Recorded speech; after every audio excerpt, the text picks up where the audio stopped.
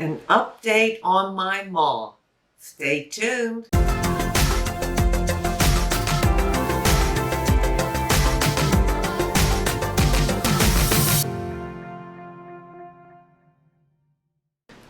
Hi, and welcome to my channel. My name is Sheila. Thank you so much for being here today. I really appreciate it. Well, today I'm going to give you an update on my mom. For those of you that don't know, she is in a facility now, and a few people have asked me about her. My dear friend on YouTube, Connie Murphy, from the channel Connie Murphy, over 70 and still glamorous, and she is. She asks about her all the time. So I thought I'd do an update. Before I do that, I want to welcome you, invite you to subscribe to my channel, ring that bell for all future notifications, give me a like if you like it, and leave me a comment. Well, I want this to be a short video because if I don't make it a short video intentionally, it could get very, very long, and I'm not going to do that to you. My mom is, of course, like I said, in a facility here, a nursing rehab facility. She has been there since, I believe, the beginning of November, and we still have not been able to see her, and it's just heartbreaking. She is being moved again to another unit. She started out going in on a unit that was the quarantine floor. All incoming patients go into quarantine for 14 days to ensure that they're free of the virus. From there, and she was free from the virus. From there, she was moved to just a regular room, and she's been there, I'd say, a month at least. And now she's gone into the memory care unit. In fact, by the time this video goes up, she'll be in that unit. I just received the call today that they're moving her. It is so frustrating. These old people, they're so confused. They don't know where they're at. They don't know why they're where they are. And then to move them around like this is just creating so much more stress and anxiety and confusion. Now, I understand the reason for the moves are the hospitals through the state need these nursing homes to take patients to free up beds. Patients that maybe had a problem, now they're okay, but they can't go back home. And so they have to go to a facility. And so they're moving people around because they have to take patients, admit them, and take them even with a COVID diagnosis. They're not allowed to turn them down. So they're constantly bringing in new patients and new residents, and many of them have COVID, but they can't turn them away. So as they're moving people around to different units, my mother, having dementia, qualifies to go in the memory care unit. I was not happy about that. I could be totally wrong, but I have been told, even by 2 different doctors, do not put her in a memory care unit because they lock them up. That's what I was told. I asked the director.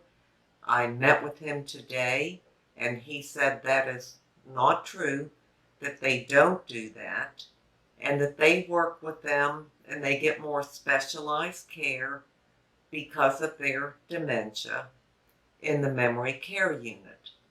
But it's just another disruption for my mother, and I don't know, it could be wrong.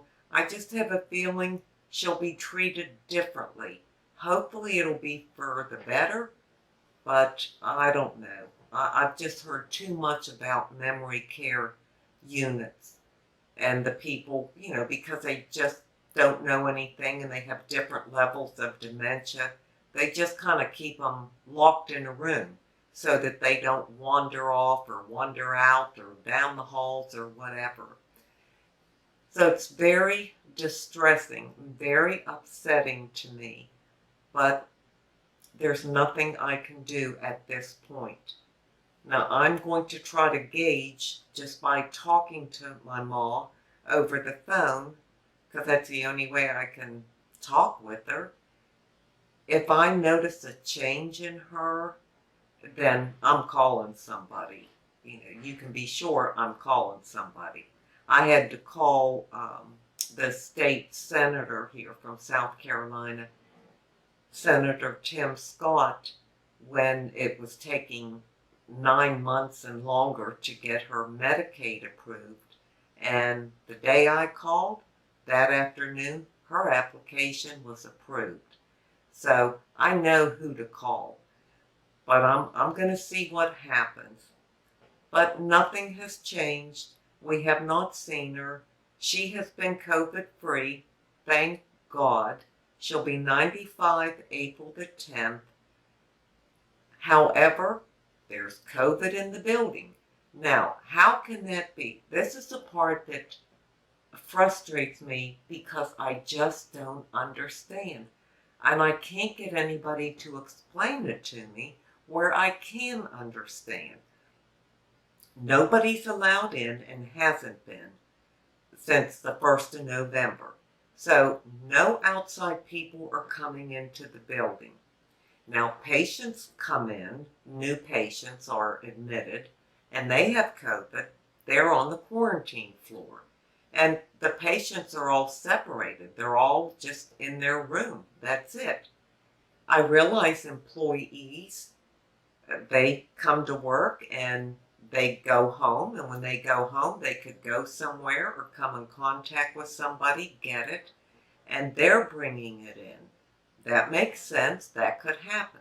What I don't understand is I've seen the employees because I go over to visit my mother through the window. And the nurses are in there, come in and out. And I see the employees. They look like they're in hazmat suits. They are dressed from head to toe in protective clothing, like a garment of some kind that, starts here and goes down to the floor. They have like booties on, those protective coverings over their feet. They wear masks on top of the mask, and they wear the hospital grade masks, not the ones that you and I wear, but the professional hospital grade masks. On top of that, they wear the shields, and on their hands, they wear thick latex gloves. So you tell me, how are they transmitting this to the patients? I thought if you were covered up like that and no part of you would be touched because you have the hospital gloves on and all the garb from head to toe and all that stuff, then how can they pass it on to residents? That does not make sense to me. And that's what they're telling me.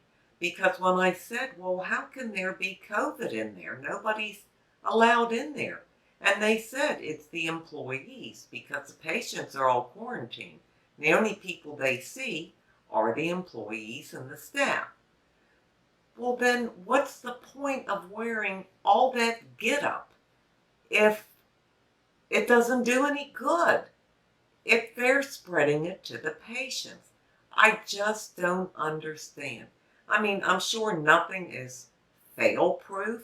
If you went in the hospital, if you were sick and had to be hospitalized, all those employees wear the same garb from head to toe. So then it seems like they would spread it to all the patients in hospitals. I just don't understand. Maybe because I'm just so frustrated and it's been so long since I've seen my mom. it makes no sense. And I feel so sorry for all those people when I go over there. It's a one-story building. And all these people in their windows looking out, crying, looking for somebody. They're all like animals in a cage. It is so inhumane. And I don't know about everybody. I know everybody in the nursing home isn't in their mid-90s like my mother is. But, and some of them might only be 60. I mean, you can be in a nursing home at any age. But I'm telling you, at least for me, from my perspective, if I was in my mid-90s, and I know how my mother feels because she expresses it, she just does not want to live anymore. She says she would rather be dead because this isn't living. And it's like being in prison or like an animal in a cage. It's so inhumane. You know, people at the very end of their life, they need human touch, and they're not doing anything about that. And I understand they can't just let all visitors come in. I mean, that makes sense because it could get other people sick. But they should come up with something for people's mental health.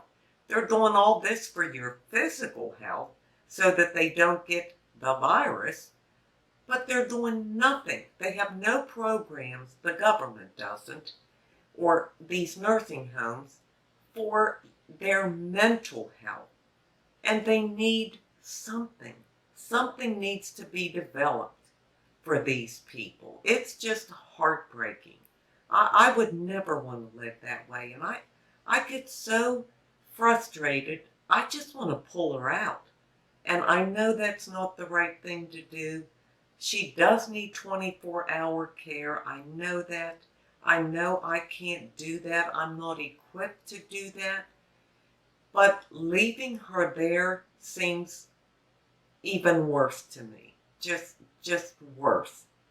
You know, when I go over, she doesn't know I'm there because she's blind and she can't see, and I'm looking at her in the window, and she's just sitting there all by herself in a room, usually crying. And it's heartbreaking.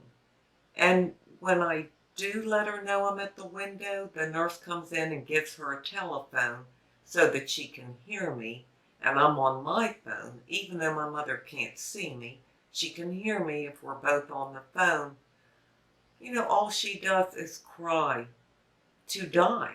That's all she wants to do, is just die. So these just aren't the answers for everybody.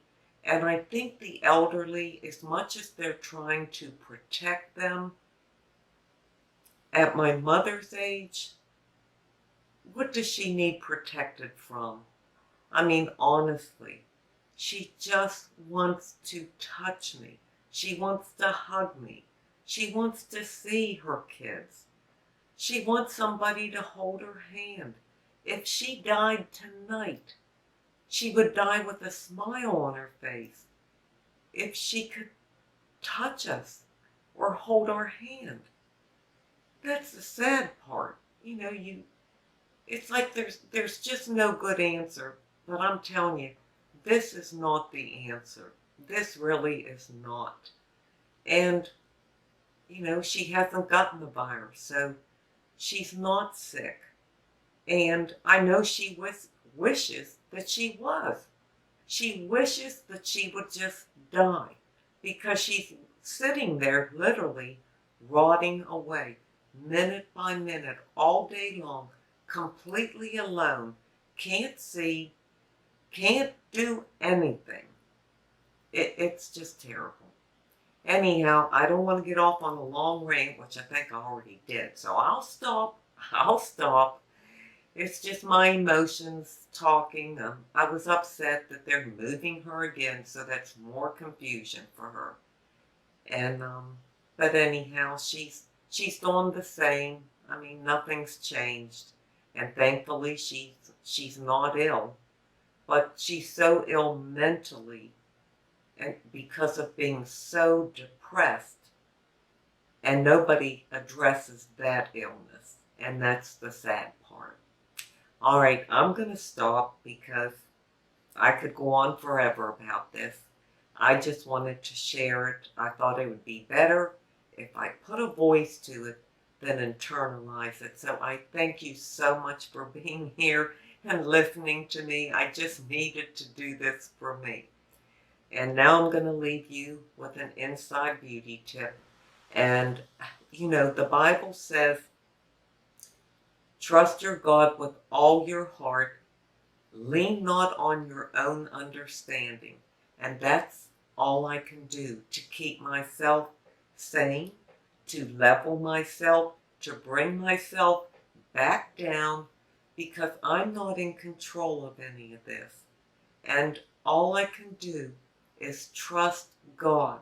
I can't lean on my own understanding because my understanding is all over the place, as you could probably tell from this video.